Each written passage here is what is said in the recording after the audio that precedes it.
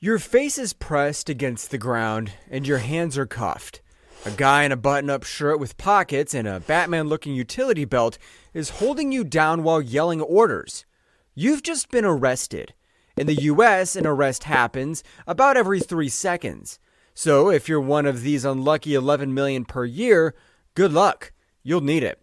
You're brought to your feet where you see a crowd of people staring. Is that a guy recording? Well, yes, of course he is. So along with all the people staring, your viral arrest video may also be seen by the whole internet. As you try to gather yourself after being cuffed on camera for the world to see, you get thrown in the back of a cop car. While it may be nice to sit down and finally get some privacy, your back begins to hurt, and you smell something horrible. Looking down, you find a cold, hard plastic seat, and what's that? It looks like the cop missed some blood or puke from the previous criminal. On your rough backseat ride to the police station, you wonder if things can get worse. Well, they will. When you get there, you're removed from the car by force and taken inside.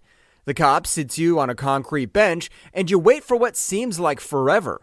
When it's your turn, they scan your fingerprints, take your mugshot, and record everything else about you.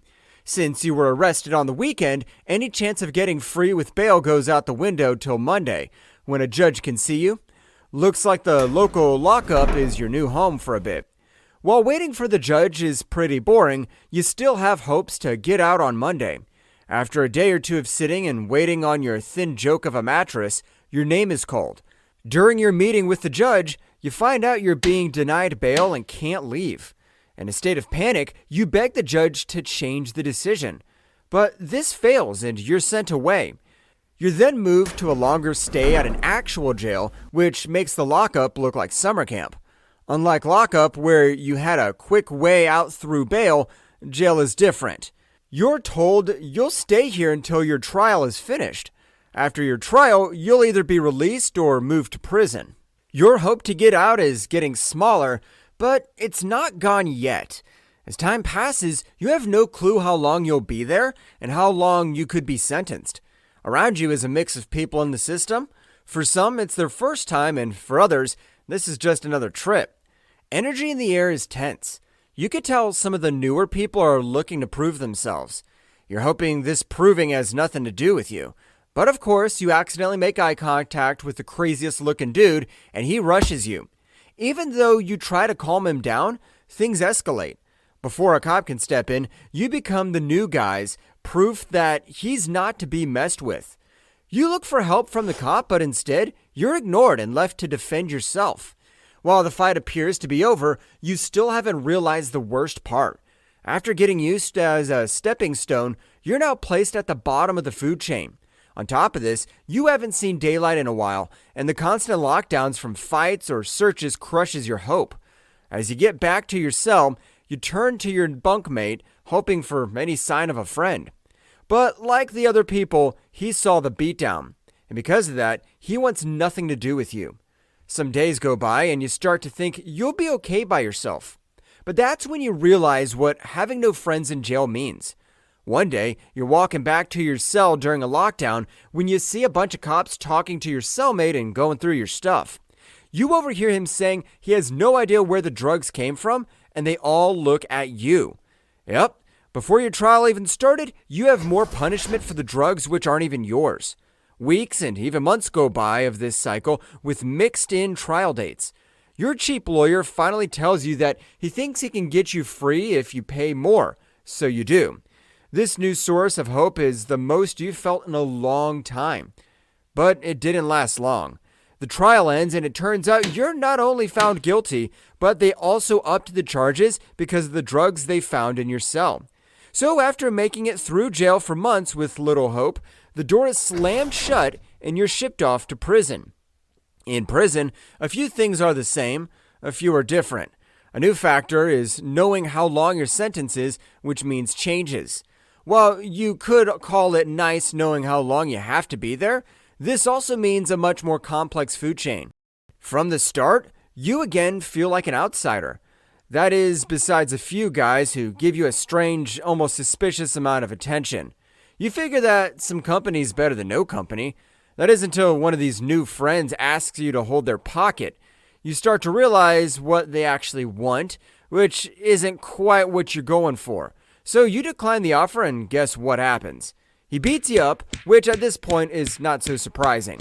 After getting beat up at pretty much every step by pretty much everyone, you start to pick up on how things work.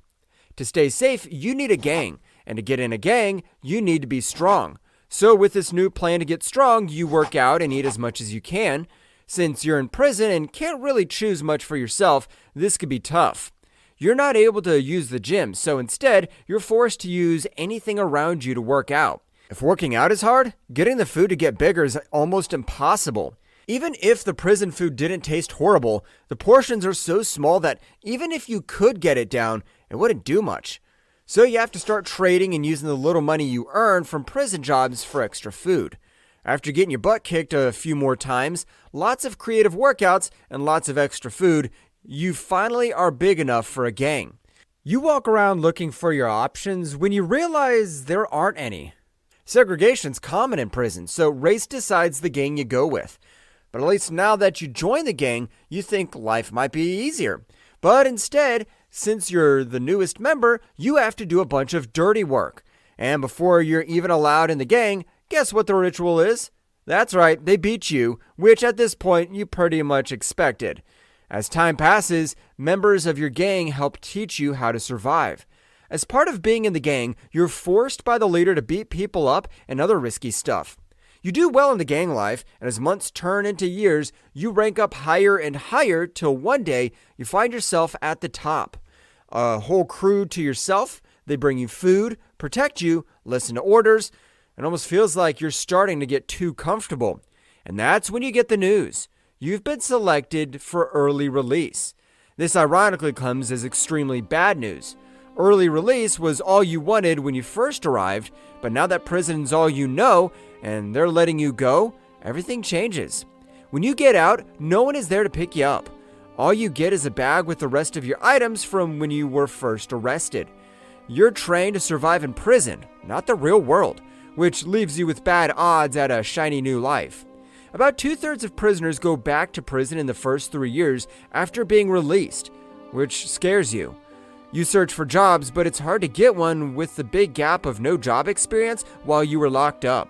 You try to get help from the government, but they're underfunded, so this fails. With no job and no one to help, you end up homeless.